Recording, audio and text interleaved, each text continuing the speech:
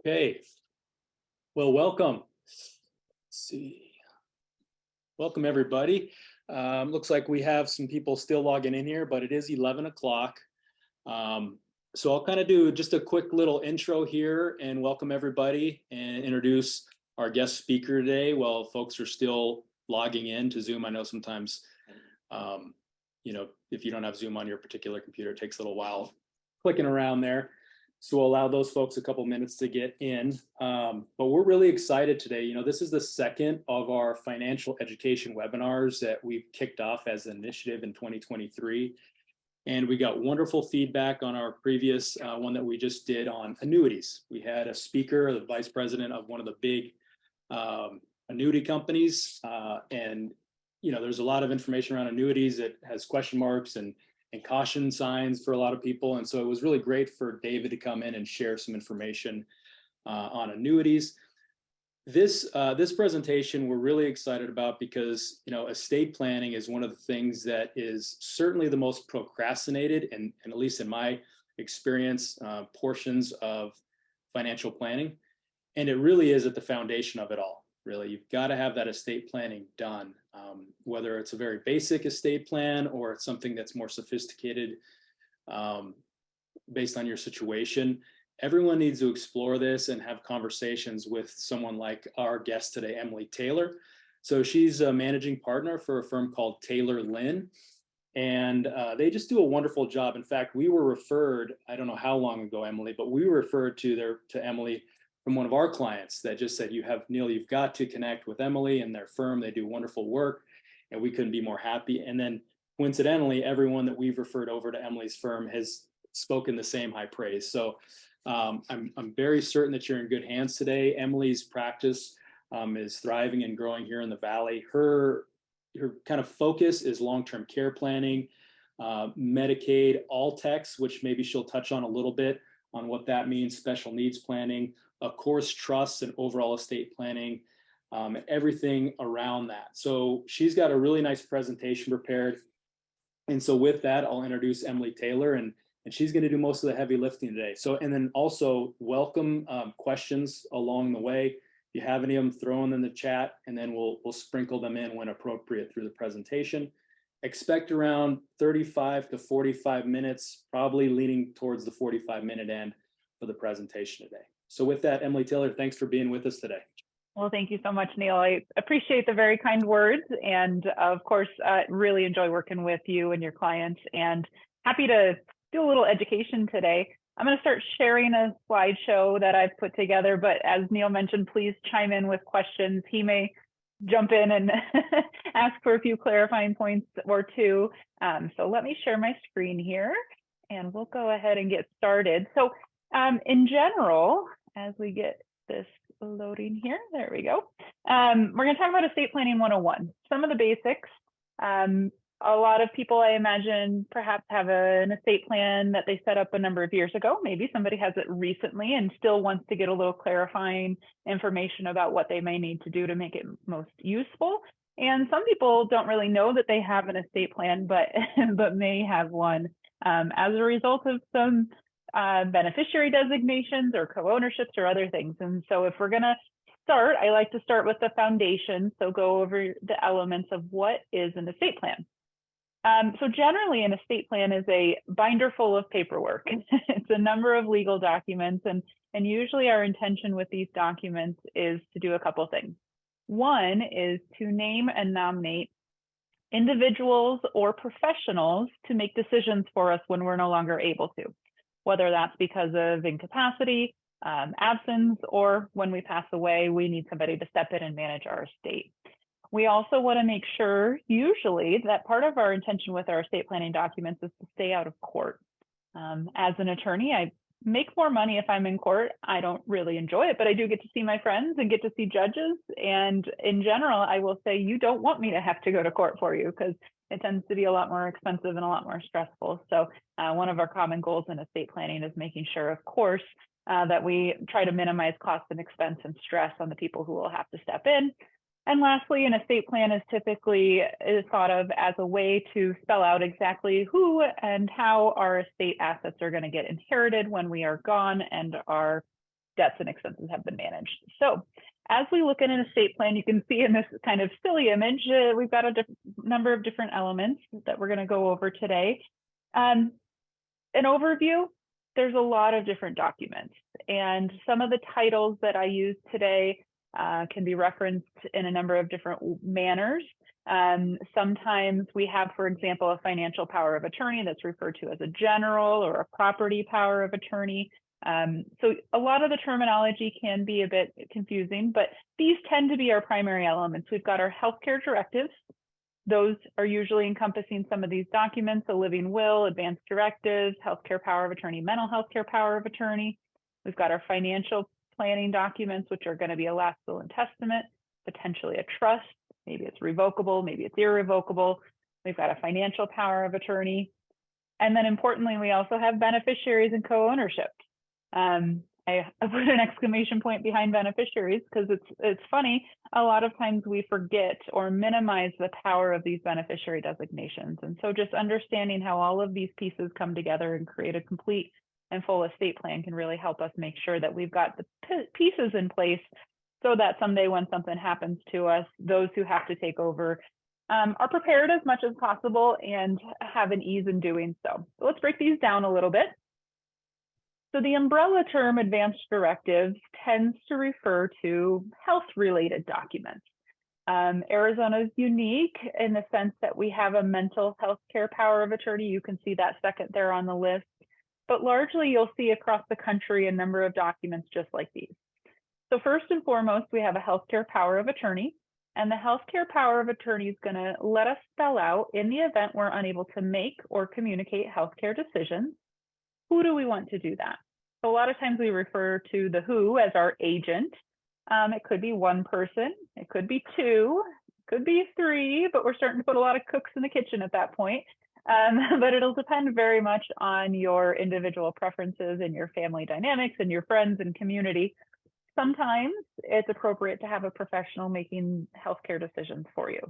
Sometimes that's just because we don't have an appropriate person. Sometimes it's because there's disagreement amongst the people who may be in a position to make those decisions. So in Arizona, we have licensed fiduciaries that you're able to interview and potentially hire or nominate to serve in this direct capacity. But a healthcare power of attorney is trying to make sure that we get to nominate and choose who will make decisions and advocate for us in the event we're not able to. Commonly in Arizona, a healthcare power of attorney is also going to let us make some decisions about autopsy and organ donation. Autopsy seems a little strange. We're not talking about autopsy in light of a CSI criminal investigation. In that case, we don't have a choice over that, but this would be more so directed as at an elective autopsy. Typically, if our survivors think perhaps something got missed, a doctor made a mistake, there was a genetic condition that perhaps we can learn more about after we've passed away, those types of things. So the healthcare power of attorney has your ability to put your wishes in there. It also lets you decide about organ donation and whole body donation. Some people want to do that for transplant and therapeutic purposes. Some people want to do it for research. Some people don't want to do it at all. And some people just don't care. So you get to really spell out what your intentions are. And then we also in Arizona can make decisions related to our disposition of our body after we've passed away. So spelling out whether or not it's your intention that you would like to be cremated, buried. Sometimes people have environmentally friendly options they've seen crop up in other states that they might want to request. Some people want to just say whatever's cheapest at the time. So you really get to spell that out. Of course, you can also be very, very specific. So I've had plenty of clients spell out some very unique requests related to their cremains or their remains, and even the party, if you will, or the funeral service and what your intentions are. So that gives us a starting point for really putting together some of those pieces in place. We've got the team who will step in to make these decisions, and then we've got some guidance about what the type of decisions you want. A healthcare power of attorney generally allows us to avoid a process called guardianship.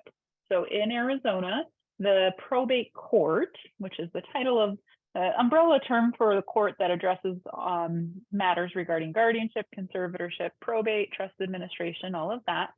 guardianship is necessary for an adult who either doesn't have the capacity to sign or enter into a power of attorney or make decisions for themselves, or they haven't done a power of attorney and now they're no longer able to. So important to try to avoid if possible. And similar, we have a mental health care power of attorney. So same concept, document that allows us to designate agents or decision makers for us. In Arizona, this is usually pretty specific to allowing for inpatient psychiatric treatment and hospitalization. We have a lot of very strict requirements, and if we don't have this document in place, it can be or require an emergency guardianship. And so in general, if you trust the individuals or professionals you're giving the authority to make all other healthcare decisions, it makes sense to do this. Now, from time to time, people will tell me they don't need a mental health care power of attorney. They haven't had any issues. My preference is still to prepare it and ask you to consider signing it, because the brain is crazy. And if something were to happen, if you were to have a traumatic brain injury, or later, if you had Alzheimer's or dementia, sometimes that can still result in the need for psychiatric hospitalization. And we want to minimize with the process of what your family or friends might have to go through to get you the treatment you need. Those two documents are nominating teams to make decisions. The living will, which oftentimes gets confused with a last will, we'll talk about that. The living will is also part of an advance directive package. A living will is going to spell out what your intentions are as it relates to decisions at the end of life regarding quality of life and sometimes some other unique considerations. Generally, we're giving direction on how we want our agents to advocate for us, how we want them to make decisions about whether or not to keep us on life-sustaining or life-prolonging procedures or treatments such as ventilators, feeding tubes, all sorts of things. It's also going to allow us to share some of our feelings and beliefs regarding hospice, palliative care.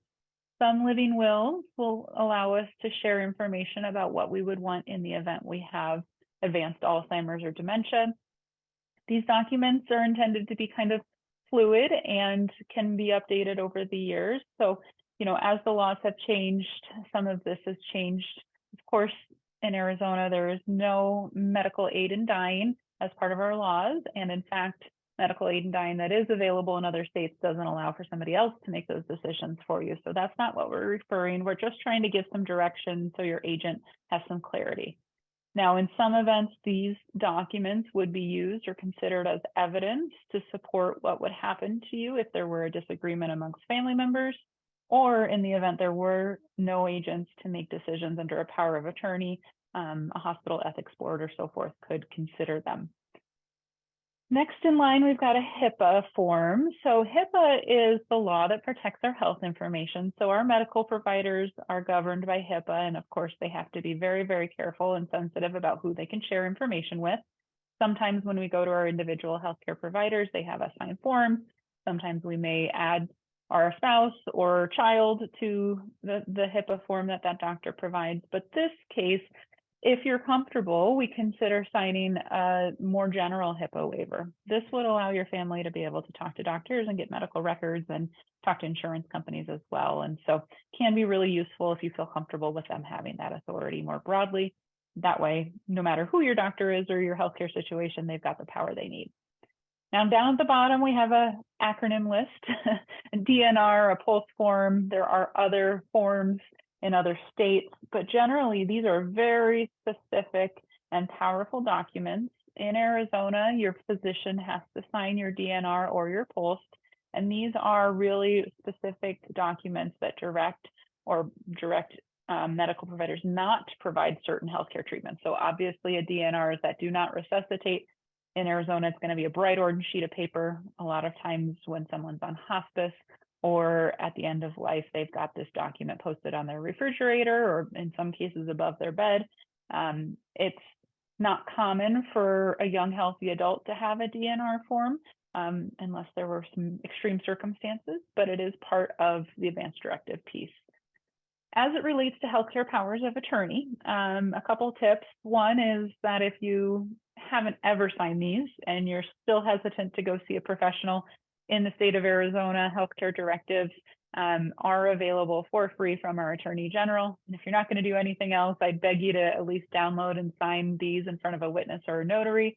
And in general, they can be registered with the state of Arizona. We have a healthcare directory that allows us to register your healthcare directives. So that's probably a good idea. And I would advocate that you give a copy to your providers, especially if you have a primary care physician or other hospital group that you work with. Neil, I see you turned your video back on. Did you have a question for me about these healthcare directives? Well, I did, and you answered one of them right there, which is, I get the question a lot is, how do these documents become official and valid? And so that's signing in the presence of a witness, right? And yeah. So in every document sense, our laws, our statutes have certain requirements.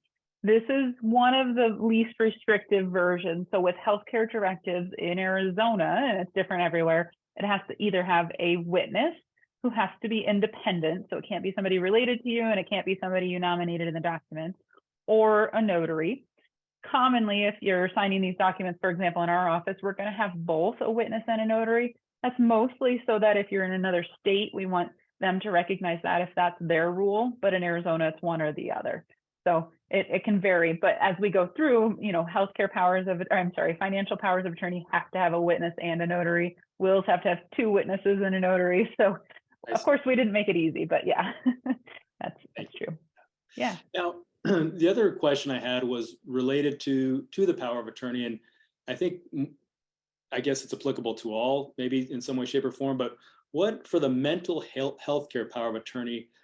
I can only imagine the situations you've seen, but what is like the line in the sand, or is it murky in terms of when that is made active or in force, I guess, so to speak? Sure. So first of all, in each of these documents, you legally can decide when that is in force. So for example, in the healthcare power of attorney, you can require a formal determination of incapacity. You can say that you don't require that, and then we default to unable or unwilling, and that's in the guidance of a doctor. For the mental health care, we're relying on somebody with a psychiatric background to make that evaluation and determination that you not only need the healthcare services, but also that you don't have the required capacity to make that decision yourself. From time to time, people may want to require that two doctors have to put that in writing. We can be pretty specific. It depends on your intentions. My thoughts are it's so personal and unique, but if the person you're naming in your document is a spouse or adult child that you believe has your best interest in heart and always would, I think the easier the better, just because it can be really difficult to track down one doctor and get them to put anything in writing, let alone two or three. So short answer is we get to decide, but it depends on what we put in the document. Perfect. Yeah, my mind, how many movies have there been about that specific document, right? Exactly. Yeah. And one of the questions the mental health care power of attorney can address is, are there any mental health treatments you don't want to authorize? Meaning, yes, your agent has this broad authority, but they specifically can't do this. And most of my answers that I hear from clients are based on having seen One Flew Over the Cuckoo's Nest, I think from the 70s or 80s. And so, some of the treatments aren't as barbaric as they were decades ago, but something to consider too, if you want to give the broad authority, but you do have very specific treatments. Commonly also, if you have any mental health services in your past, you are familiar with medications that work or don't work, things you've tried, things you wouldn't want related to restraints or otherwise. So it can be a powerful document in that way as well. Wow, so much to it. I do see we have a question with that part of what you asked me. Can you see that there? Here. Oh, sure. No, that was separate. Please go over again what documents should be provided to your primary care doctor and other doctors. Thanks. Yeah, absolutely. So it depends. That's the famous attorney answer, right? It depends on everything. But at the very least, we want to provide our healthcare power of attorney. My preference is that it's all four of these: the healthcare, mental health care, living will, and HIPAA. I know, for example, I have a primary care physician, and I went in recently, and there's a giant sign on the counter or countertop that says, "Please tell your family you have a primary care physician."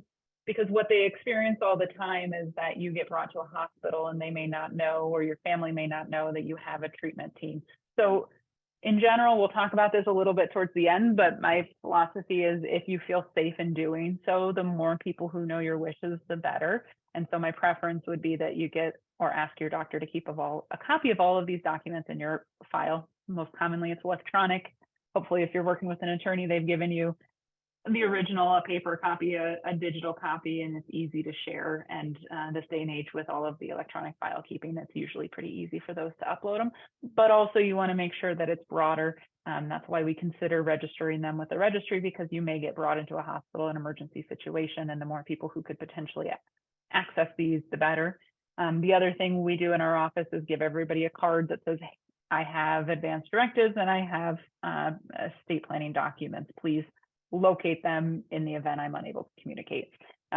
Seems kind of silly, but in an emergency situation, a binder full of documents sitting in a safe deposit box at a bank that's closed for the holiday weekend doesn't help very much. Yeah, real life hits suddenly. And yeah, exactly. all the efforts and stuff you did aren't available. Yep. Makes sense. Exactly. Thanks, Emily. Yeah. Okay. Moving on to finance. This is Neil's area of expertise, of course, but finance at time of incapacity is going to be a couple different ways we consider that. So number one is a financial power of attorney. Like I mentioned from the start, a financial power of attorney has a lot of different titles, varies from state to state, from attorney to attorney, from form to form, but in general, it's going to be a financial power of attorney, a property power of attorney, or a general power of attorney. I'd say those are the three most common titles for this document. And similar to the healthcare, it's going to allow you to nominate different agents who are able to step in and make financial decisions for you. And it's going to tend to spell out those decisions. In Arizona, we don't have a short form power of attorney. Some states like Illinois, for example, has a front and back page that is a financial power of attorney. It's got a laundry list of things you can just check next to if you're okay with everything, but it doesn't go into a lot of a detail. That's not common in Arizona, so ours tend to be 7, 8, 9, 10 pages. Of course, if appropriate, we're trying to give our financial agents the authority that we have ourselves so that they can make these decisions without the court supervision. In this case, the court supervision process is called conservatorship. Conservatorship tends to be probably more stressful and more expensive than a guardianship for an adult who has assets. That's because it requires ongoing oversight of the estate. And so if I were to develop an advanced Alzheimer's and live with that for 10 years and not have these documents in place, the court and an attorney not of my choosing, as well as an attorney for somebody who's offered to be my conservator, they're all going to get paid from my estate. So that adds up real quickly. So financial power of attorney can be very important. One note about financial power of attorneys, of course, individual financial institutions can have these forms. And so from time to time, you'll have a form very specific to a financial institution that does not broadly expand to others. And so a financial power of attorney is really important in almost every situation. I think, not to be on my soapbox too much, but everybody over 18 should have a healthcare and a financial power of attorney. The financial power of attorney does have to interact with co-ownership and signatories on accounts. So a lot of people will think they can bypass the need of setting up an estate plan by instead going to their bank or financial institution and adding co-ownerships or signers on accounts. Something I see all the time, and I'm sure Neil's experienced as well, is that many people will work with a banker for a first time, and there may not be clear communication about what you want, whether it's a co-owner or a signer on an account. Very different legal decisions and transactions.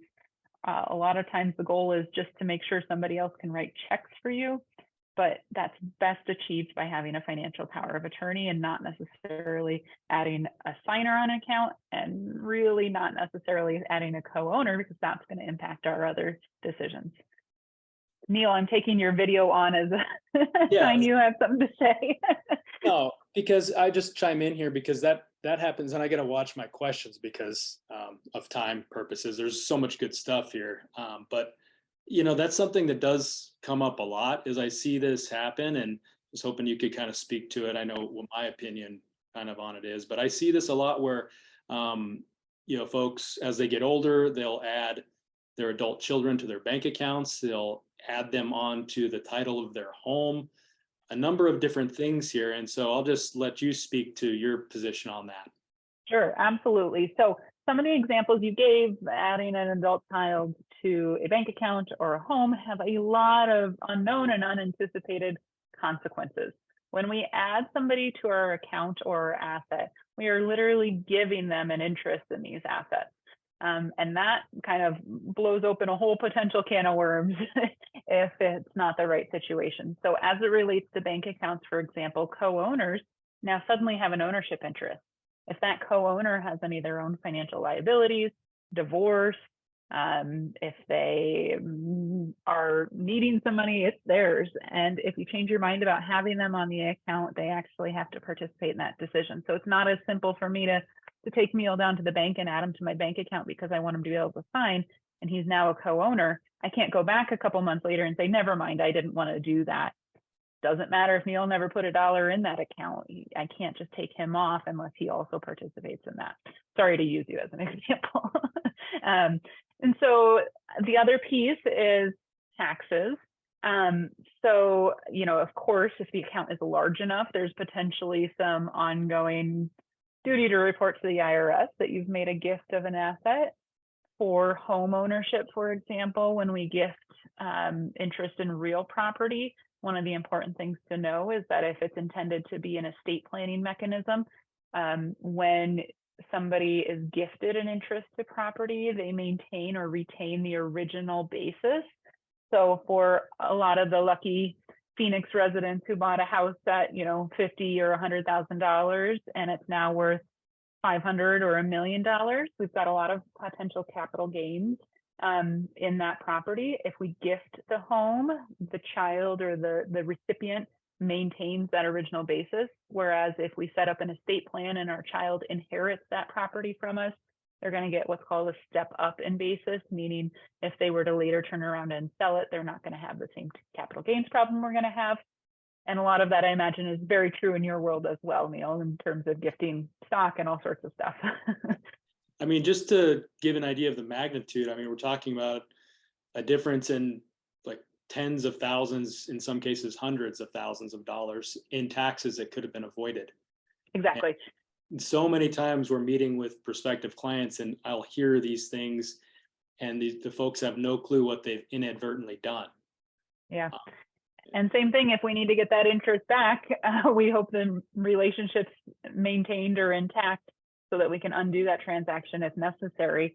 I will say I've had clients who will help a young adult child with first-time home ownership. Something changes in their relationship, the adult child's no longer involved, yet they own a significant portion of a valuable asset and they can't sell that asset unless they get their friends, or not friends, but their child's participation. So lots of things or ways that can go wrong. So, I'll kind of just point out the elephant in the room in the sense that a lot of people ask me, why do I need to pay thousands of dollars for legal documents that are available online? And my answer is because it's not about the documents. You're not paying me for pieces of paper that have legal words on them that's largely produced by word processing. The reality is the value of a true estate plan is really understanding the intentions and consequences of what you're doing and how you're doing it so that it all fits together. Because that's the true piece, is that you can go get simple documents. You can go get a quick claim deed and add your child, and yes, they will inherit it without.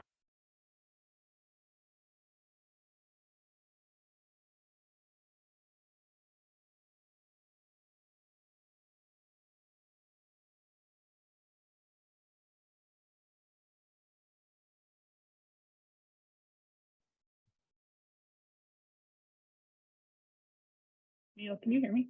Okay, you're back. Yep, we lost you there for about 10, 15 seconds maybe. You there, Emily?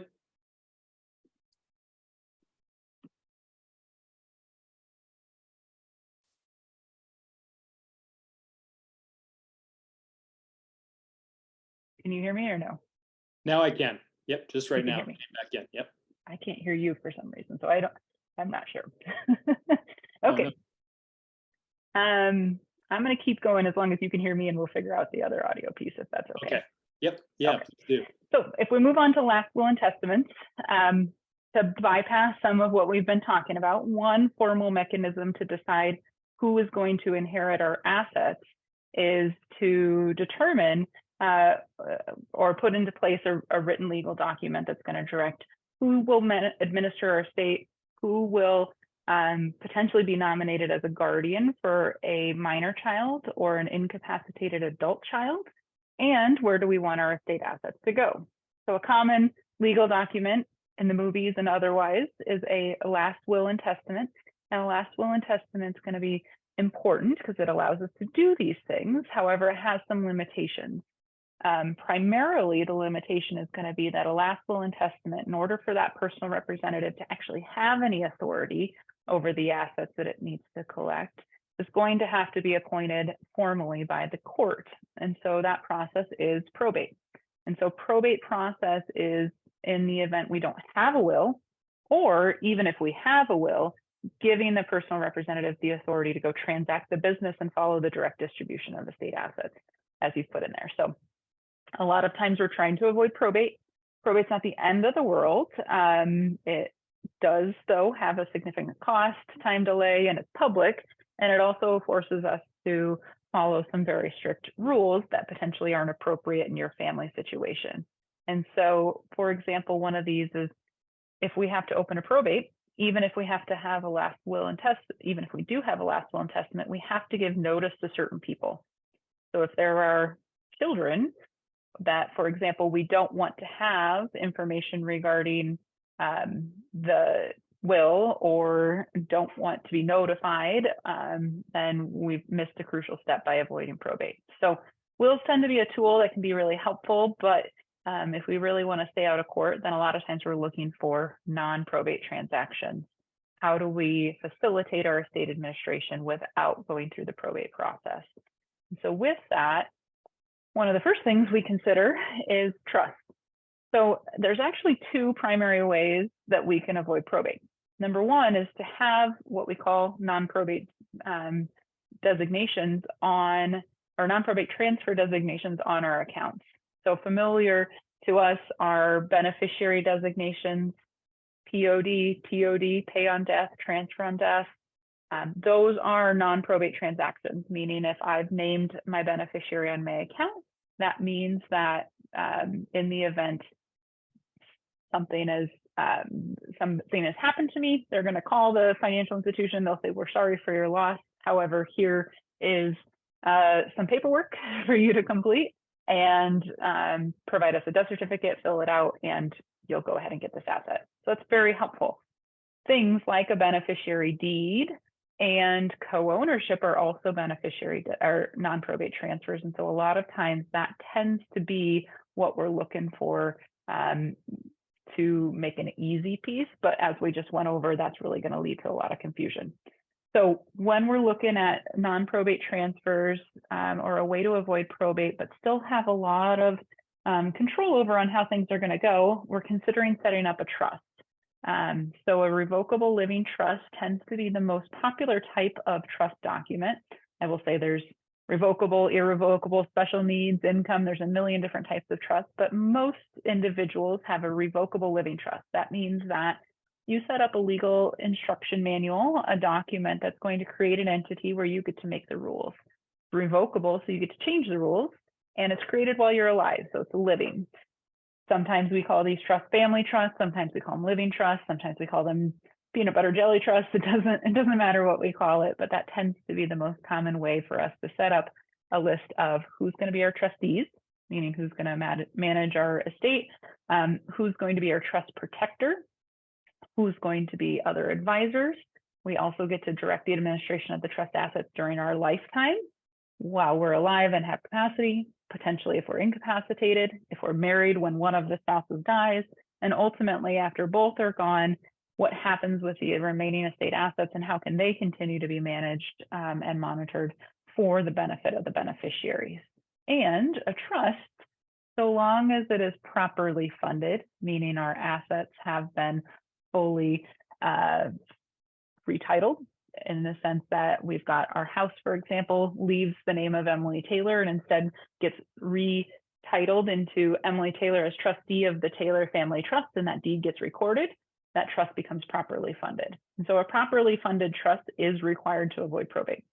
Many people will come into my office with that binder full of documents, perhaps that they got online, or perhaps they got with a free lobster dinner, and they'll say, here you go, here's my trust, my grandma died, but don't worry, we don't have to go to probate. She had this trust document. And the hard part is that I can't know for sure, just because somebody had a trust, that we're going to avoid probate. So I'm going to need to see and understand how the assets that individual owned were titled at the time of passing. And I need to make sure that those assets were properly titled into the name of the trust and properly set up so that they automatically either were funded into the trust to direct beneficiaries or were already titled in the name of the trust. Emily, Neil, I see you have your microphone on, and I don't know why I can't hear you. So maybe you try. You can put it in the chat. I can see that. Sure.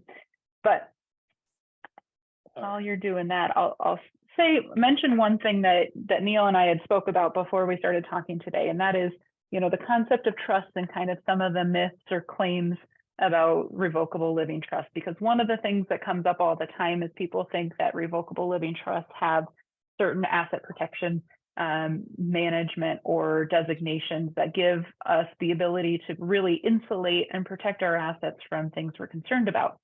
So a lot of people will mistakenly believe that assets held in a personal revocable living trust, for example, are not considered available if we need long-term care.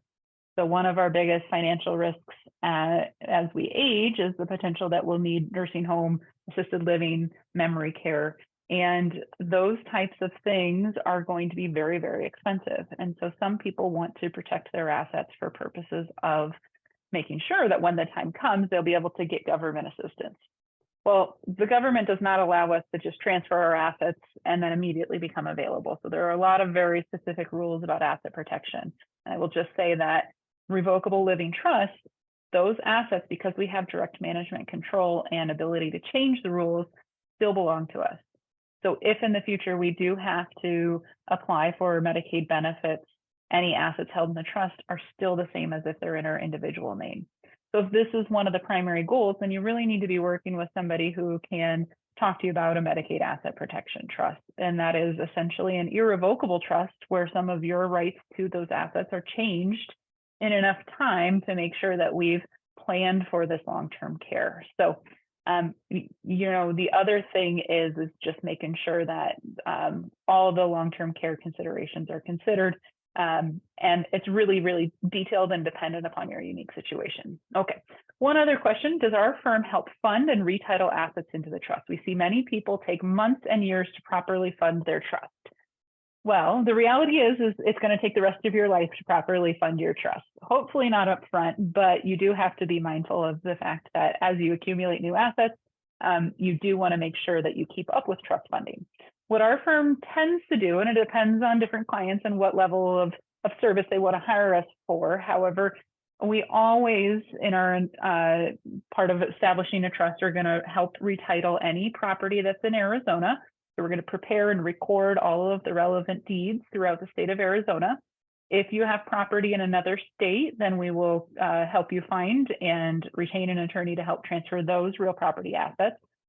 In the office, you are going to sign a personal property assignment of interest. So that is all your stuff, your furniture, your jewelry, all of those things. And then it's also going to be, as it relates to vehicles, we do beneficiary designation forms. So Arizona Department of Transportation allows us to sign a beneficiary designation. And then business interest tends to be the big one. If you're on this webinar, chances are you have a financial advisor who is going to be very helpful in making sure that the big picture gets completed too. So a lot of times, other financial advisors, human resource departments, those types of things are going to be important in adding or updating beneficiary designation and home ownership. Our personal process is that if you feel comfortable sharing with us initially the nature of your assets, then we prepare personalized funding instructions, which is a spreadsheet that will give you both the spreadsheet and the paper version of a to-do list, because as it relates to certain bank accounts and other financials, we can't go do that ourselves. We're happy to help you get that done. But the thing is, you need to remember as you move forward, properly funding it. Okay.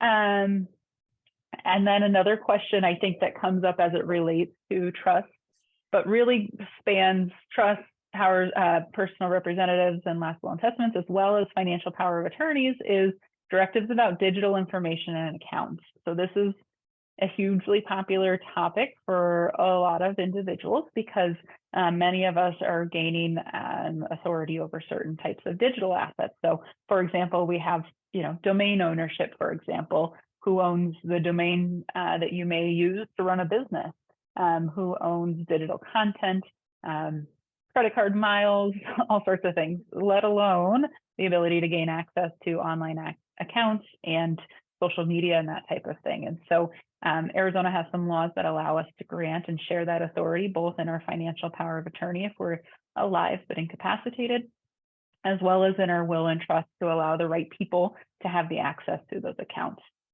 A lot of people, of course, tell me that don't worry, they have a password book and their spouse knows where it's at.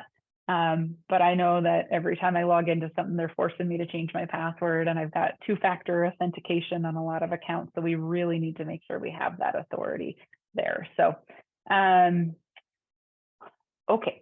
So I'm already at 42 minutes. I am so sorry, but I'm going to quickly go through 5 estate planning myths, rapid fire. And I hope in the meantime that you'll share with Neil and I through the chat or question and answer feature some additional questions. So for some reason, even though I can't hear all of a sudden, we can address those questions as we kind of wrap up. So real quick, 5 estate planning myths. Myth number 1, estate planning is only necessary when, ...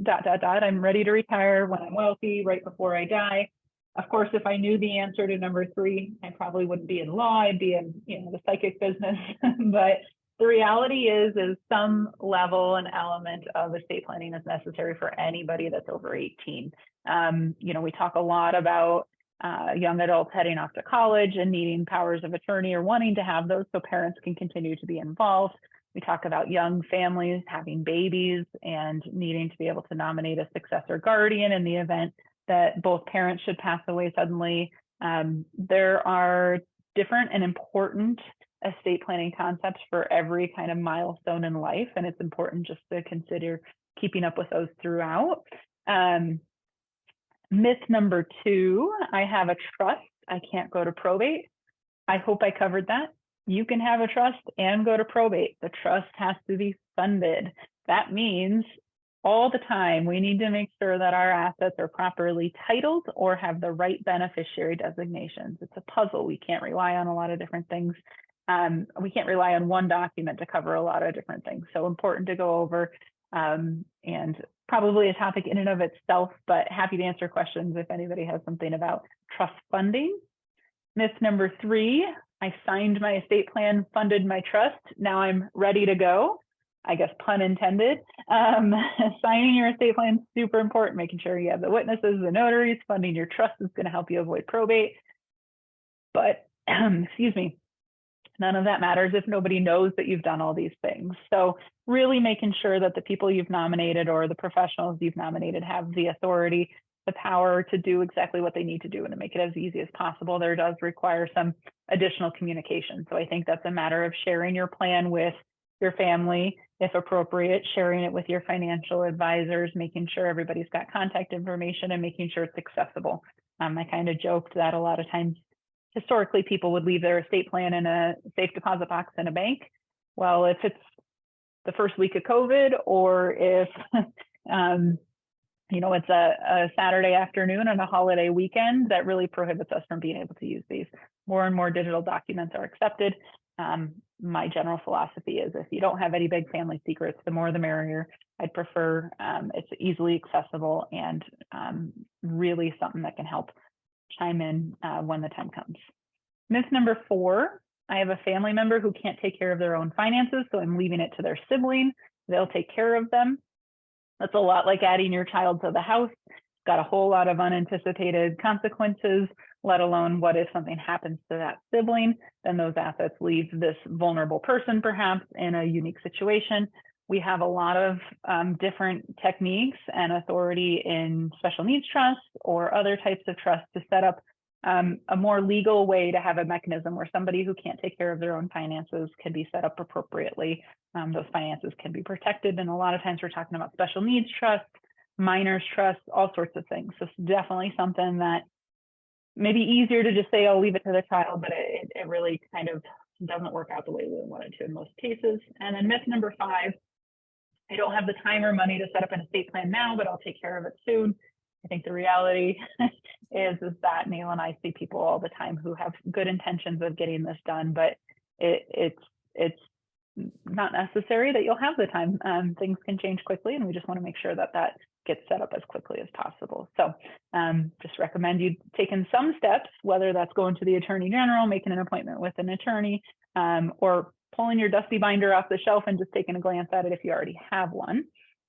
Okay, so that's it for me. This is part of my team. This is my estate planning team. Jessica, my paralegal, Camille, Amy, and Michelle. There's a few more of us here at the office, but you might recognize some of those faces if you're my client. I will see here that I've got question and answers. The first one here I'll address is a financial power of attorney form available online like the medical ones are? And the short answer is yes, if you can find one. So you can always buy one. There are different online services. The court in Maricopa County has one, but they are very simple. So a true powerful financial power of attorney, you really want to be able to understand how much authority you're giving. So for example, many of the free or low cost powers of attorney online will not have the authority to make gifts or transfers to an irrevocable trust.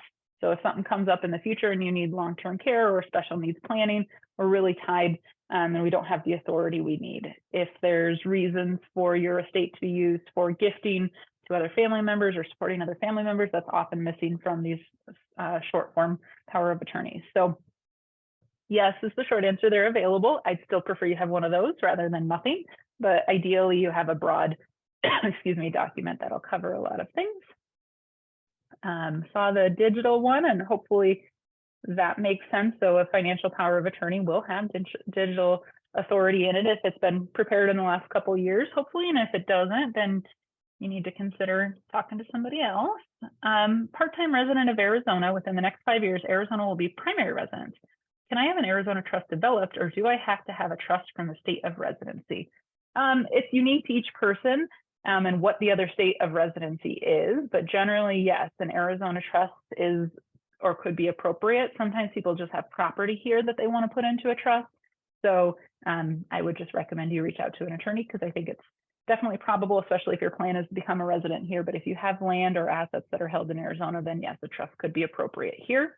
The reason I said depends on what the other state is because some states have a state tax. Arizona only has the federal estate tax, but states like the state of Washington, Minnesota, some other ones have a state estate tax, and that could complicate it, but would depend uniquely on your situation. Can you give some guidance on choosing a professional fiduciary to administer the trust? Do you choose one and then keep in contact over the years? So the question is really asking, as it relates to a trust or even a will or even a financial power of attorney, it's a lot of authority and it's also a lot of work and it's a lot of trust, for lack of a better term, meaning it's a big responsibility. Some people want to consider nominating a professional. When we're talking about the financial side of things, we have a full range of different types of professionals. So we have, on one hand, giant financial institutions that serve as trustees. On the other hand, we have like licensed fiduciaries. So small offices that might have one or two professionals who have been licensed by the state of Arizona to be trustees. And in the middle, we have trust companies. So sometimes they're local banks, sometimes they're just companies that serve only as trustees. So there's a little bit of everything.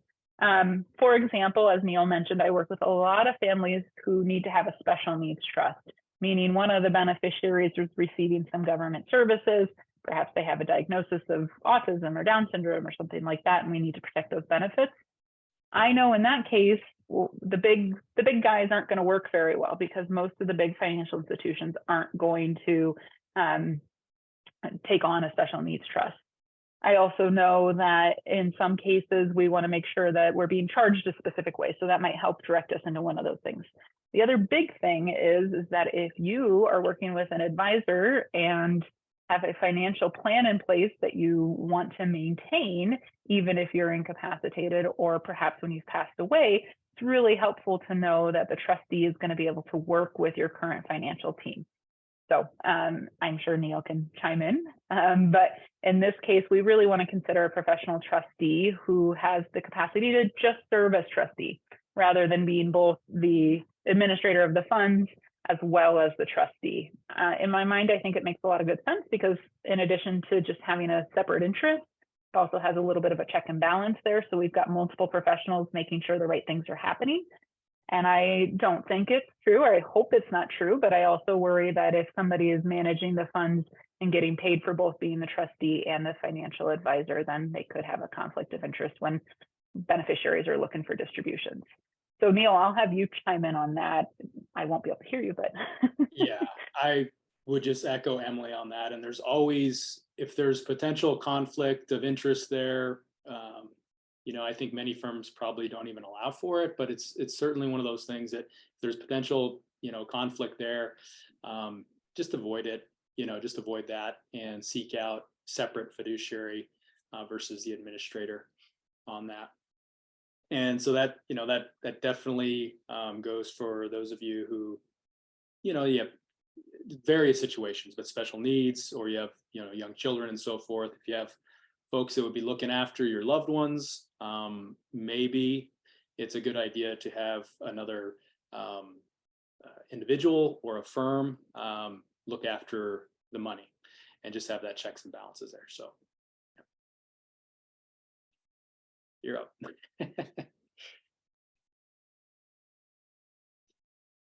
And looks like we've got, I'm going to chat Emily here, trying to do this. She can't hear me. I can hear her.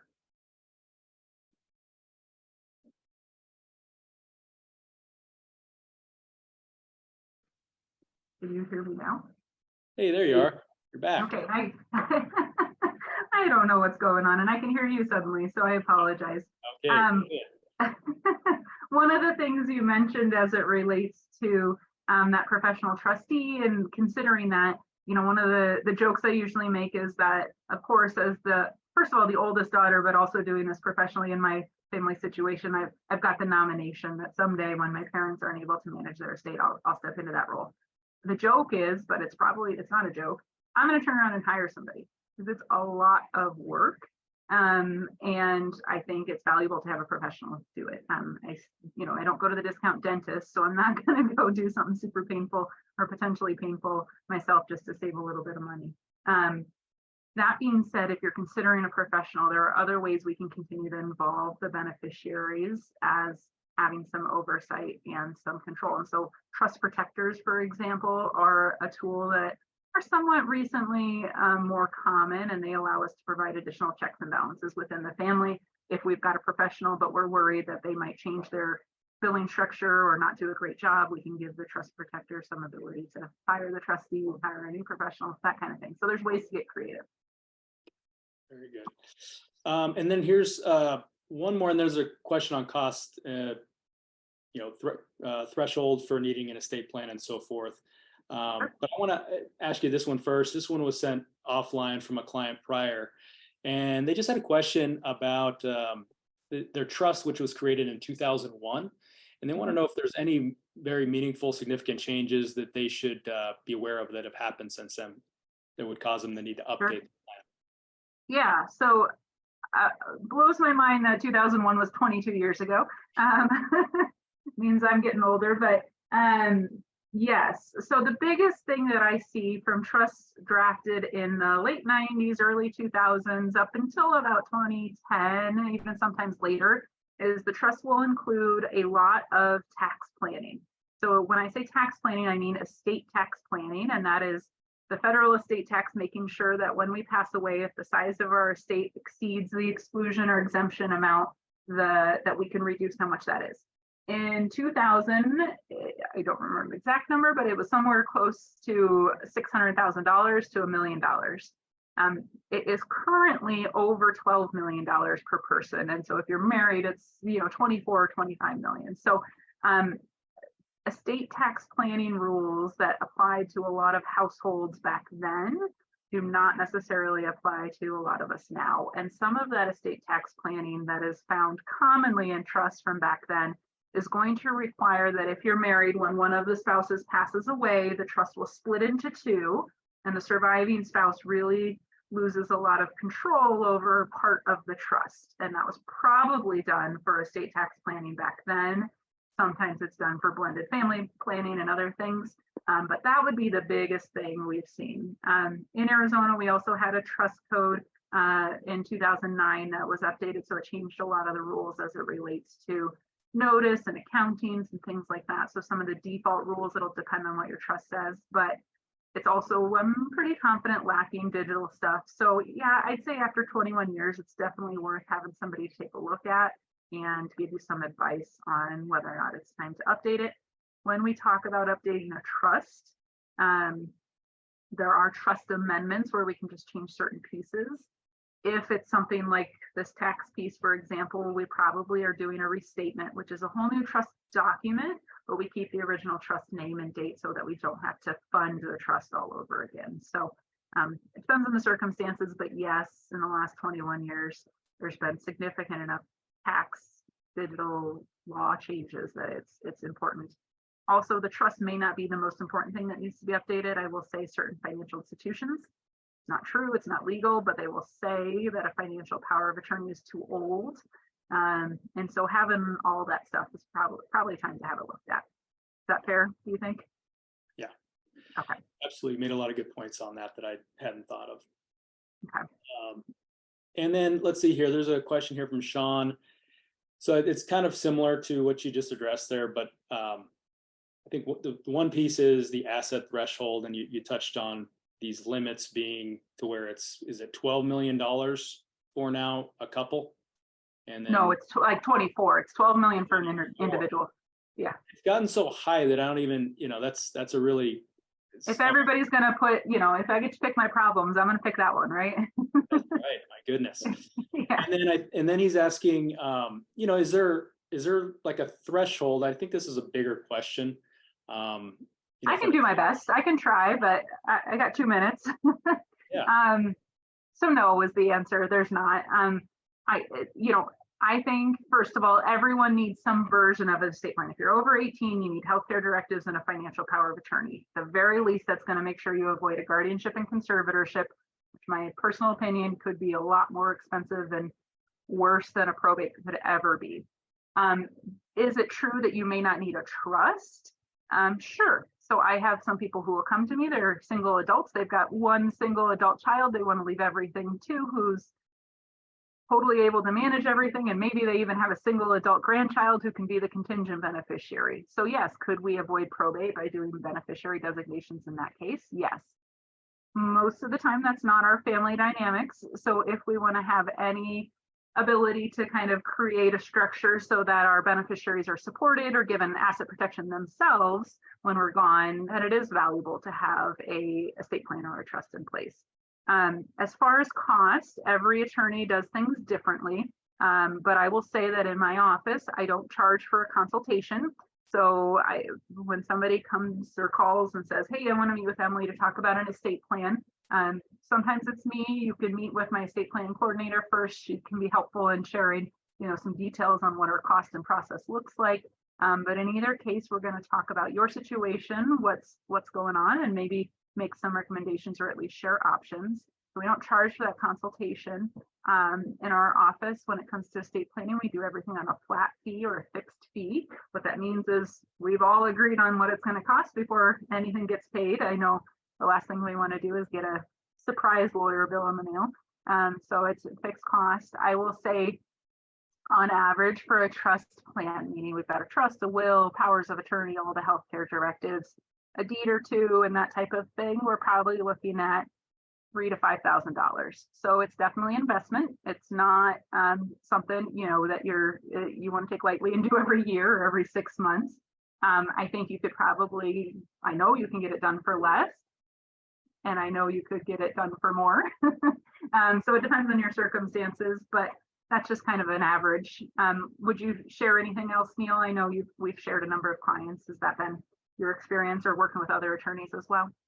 Yeah, that range, definitely the folks that I talk to, and it's been years since I've gotten, pricing on estate planning and trust work, but, it more tends to be on the higher end of that or above it. I don't see too much on the below that range that you stated for what you guys charge there. And, the other thing I'd say is that, one thing I hear a lot is like, yeah, we're just trying to, figure some stuff out. And, for at least me in my life and for a lot of our clients, what I've found is we've had to put like forcing mechanisms in place because that story is just the same over and over again. And kind of the one for me was with traveling with work and so forth, and my wife, and I've got 4 little kids. I would become anxious over traveling and so forth without my documents in place. And so, I just would really encourage you. A lot of times I push this so much, people always ask, well, do you guys do this? Because you seem to be promoting getting it done so much, and we don't. It's just something that I really feel passionate about, that everyone needs to at least, there's a low barrier to entry to have a conversation with someone like Emily. And so I would encourage you guys to just take action, put something on your calendar, get it done if you don't have it, or if you have questions around it. I know we couldn't get too personal into all of your situations on a format like this, but you really want to just go there with it and get that conversation done. Because I always hear, if something happens to me, or if something's going to happen, right? We just, I hate to Taxes go, and death. it's Yeah. going to happen, right? Not if. And so it's unfortunate. And like Emily's line of work, mine, we work with a lot of people, and it, on a regular basis, we hear about very frequently, clients passing away or some kind of impairment. And just, boy, when these things aren't taken care of in advance, guys, it really, please do your loved ones a favor and just get the ball rolling on this stuff if you haven't already. Yeah, absolutely. And I'll say I'm sure it makes your job a lot harder when somebody doesn't have this in place. So peace of mind is most important, but also it really impacts so broadly if something changes. And, that's the biggest motivator, I think, is making sure that you can feel comfortable that if something happens to you, it's not causing the people you care about in your life to have additional stress and worry in addition to whatever else is going on. So, yeah. I'll just, one last comment is the most common reason I see for people coming in and asking for referrals to an estate, they say, they had a family member or a loved one pass away or something happened there, and they realize how much of a burden it was for them.